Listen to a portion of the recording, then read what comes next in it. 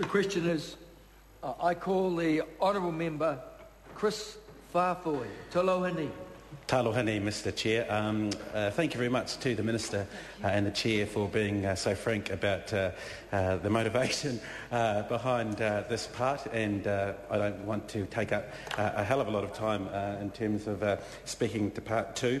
But for those who are tuning in, and I think there actually will be quite a few people interested in this bill, given the relevance of the announcement made yesterday, there are some clarifications we wanted to seek, and while that has been sought, we thought it might be useful just to reinforce what my colleague Ian Lees-Galloway has said, and just lay out exactly what Part 2 pertains to. And of course it does amend the Misuse of Drugs Amendment Act 2005, just two technical clauses, which 13 changes or repeals a definition of substance in Section 31 of the 2005 Act, which claims a substance means any mixture, preparation or article that is manufactured for the primary purpose of being administered, ingested, inhaled or injected in order to induce a psychoactive response, but did not under B5 include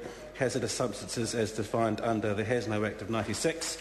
And referring to that Act, a hazardous substance under that Act meant, unless expressly provided otherwise by any regulation, a substance with one or more of the following properties: explosiveness, flammability, capacity to oxidise, corrosiveness, toxicity, ecotoxicity. I'm no ecotoxicity. I'm no scientist, as I've pointed out before in the debate around the Royal Society of New Zealand. But that is definitely one of the clauses in there. And I guess when you're talking about substances which have those properties, and you want to correct a cock-up in terms of a direct quote from the Minister, you do... I beg your pardon?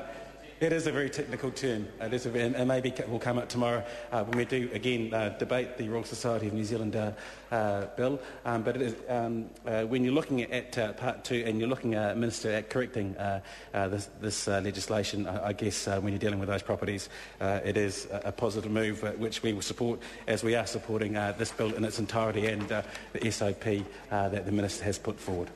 The question is that I call the Honourable Member Stuart Nash.